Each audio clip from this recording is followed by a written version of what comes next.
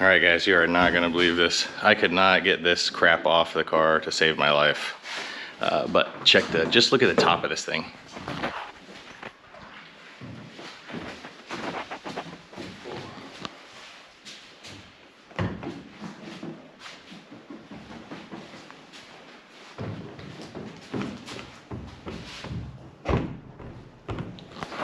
And the difference in that is freaking nuts. So these guys live in my neighborhood, and I just saw his truck when I was driving home, and I washed this thing, I don't know, twice really, really well, and I could not touch that stuff. You want to tell them where they can find you? All Seasons Auto Detail and Apex Shine.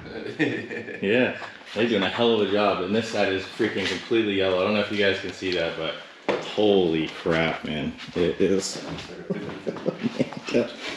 It's a major difference, and they told us a little secret, and you can't even hardly see it anymore, but there was a big old sap spot right there, and he said to get some hand sanitizer and soak it, and then it'll just get tacky and then come off, and it sure the heck did, and it didn't take very long either. It was like 5 minutes, maybe less, but thanks guys, appreciate it. Yes, sir.